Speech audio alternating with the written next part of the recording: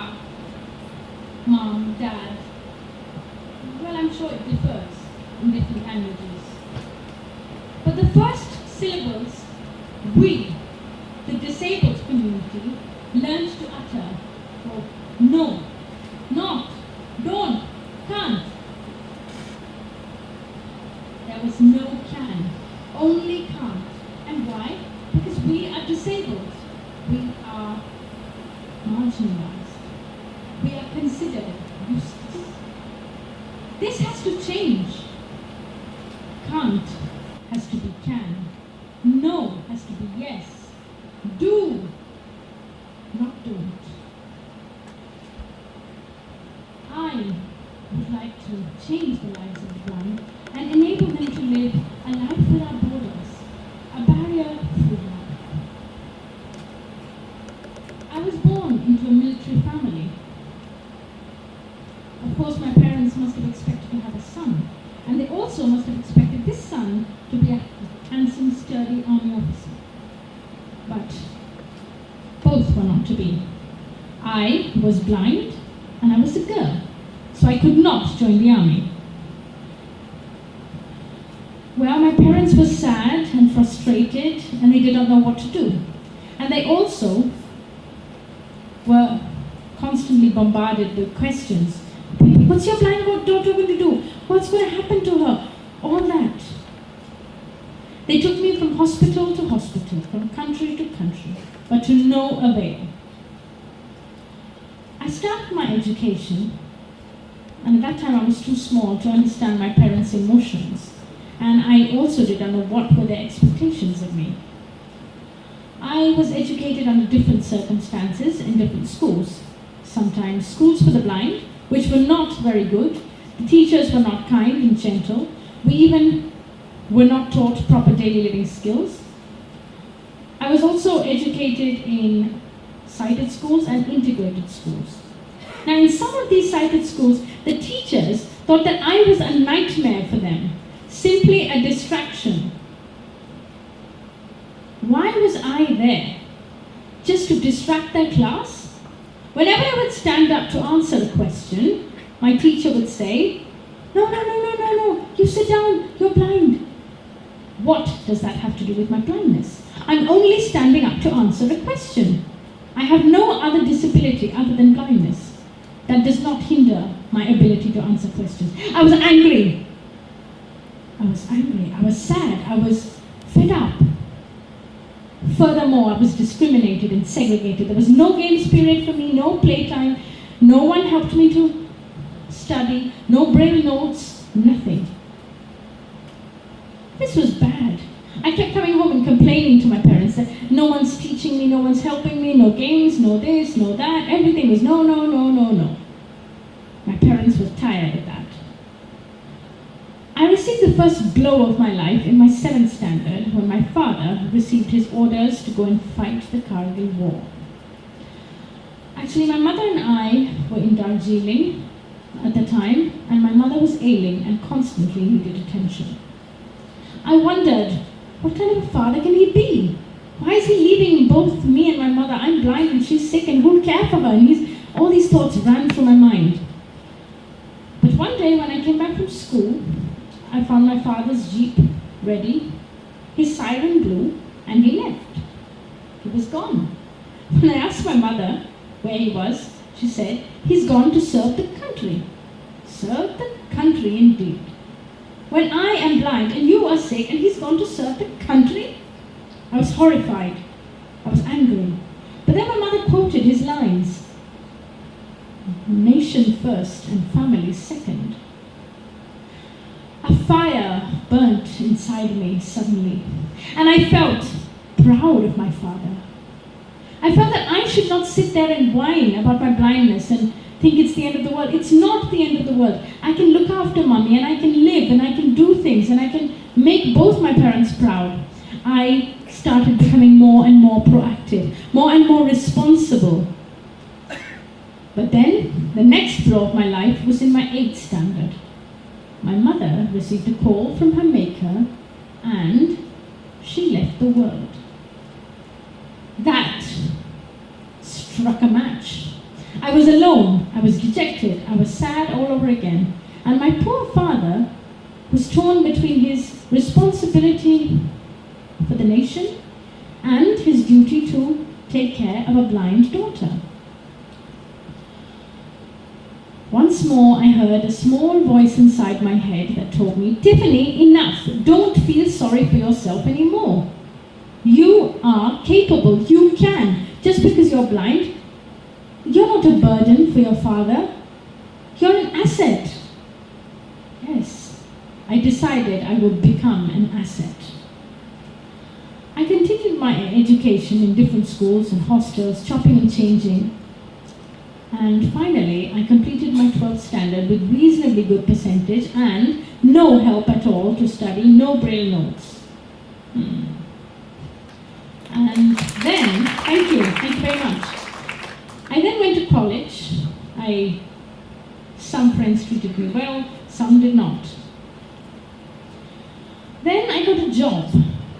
Now, the only problem with this job was the place of my work was 15 kilometers away from my place of residence. I had to travel alone and I was not used to doing that. I was sheltered and protected and I did not know what to do. I had a helper at home who taught me all the daily living skills, but she, too, was not willing to send me out alone, and neither was my poor father. He was scared. But then one fine day, I decided to be brave. I took my white cane and I started to travel alone in a bus. First I got lost, second I got lost, again and again I got lost. And people started yelling at me, why are you going? Where are you going? I said, I'm going to work. They said, why are you going to work? Can't your parents provide for you? Aren't you blind? Aren't you supposed to sit at home? And then I started giving them lectures about Persons with Disabilities Act and rights for persons with disabilities and that. Why should they discriminate us? Why should we be marginalized? Yeah, but they didn't listen. They actually pretended to listen and then they drove their cars or bikes off or walked off. Yes, I faced a lot of discrimination. And my father and my auntie kept calling me and saying that, Tiffany, come back home, it's 6:30, it's dark. Someone will kidnap you, some car will hit you, and this will happen and that will happen, and always negative. But I was fearless. I was determined to take hold of myself and say, I can and I will, and no matter what you guys say, I will do it. And I did it. I traveled to various blind organizations, and I realized that the conditions of the blind there were much worse than that of myself. They even could not walk because they were not using their hands and legs. Not that they were physically challenged, but just that they were blind and they were not used to walking. And they lost their balance and even fell down. This was ridiculous. I felt an inner calling to do something. I started then a mobile blind school, which meant that I traveled by public transport with my white cane to the rural areas and sought blind people of all ages. I went to their houses, I counseled their parents, I tried to make them trust me and make them see me as an example, and to teach their children or the blind people different skills, to use the white cane, to speak for themselves, a little bit of computers and English. But I realized I was not able to reach out to as many people as I wanted. So, in 2015, I heard another little voice. And according to that, I started my organization, the Jyothirgamaya Foundation, in 2015. We started with humble beginnings, a small rented building as an office and classroom with only 2 students. But then we gradually expanded. We took another building to provide hostel facilities. And now, in 2017, we have completed 6 successful training courses for the blind in computers, orientation mobility, the use of the white cane, soft skills, English, and most above all, self-confidence. Most of our students have now got jobs. Most of them can use this white cane and walk around and travel around and are trying to make their mark in society. A few of us should stand up and do that, and many will. Actually, what we need is empathy, not sympathy. Treat us the way you wish to be treated. We're not different. have different needs in different ways. When I was small, I couldn't walk, I couldn't dress, but then I learned. I couldn't study, but then I had to study, and I learned. I fought these challenges. I couldn't travel alone, but now my father doesn't care. I mean, he cares about me, but he doesn't care that I travel alone. He gives me permission. And he also serves as an ambassador to other parents of blind people and says that my daughter does it and so can yours. What a change. The same father who said you can't is now saying do it. Yes, I had to stand my ground and fight and say I can. And I did. Recently I went paragliding around 2 years back and I was asked, are you sure you want to do that? I said, yes. He said, you're blind and something may happen. I said, no, I will. I want to. I was fearless.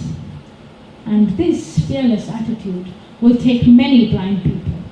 There are a lot of problems that the disabled people face because of being marginalized, because no one listens to our voice. And why doesn't people listen to our voice? Because we don't come out of our four walls. We don't tell the government and tell the society what we want. The society thinks we can't, because we don't come out. The bus stand, for instance. No one tells us about the buses. We have to run to catch the bus. The footpath, for instance, it's not accessible. It's full of stones and potholes.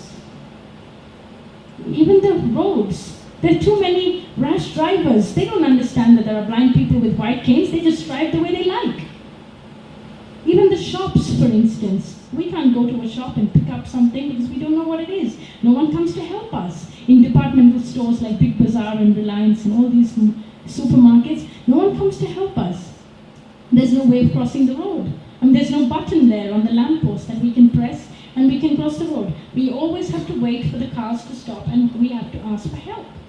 But these are our rights. We have equal rights to live in this world, don't we?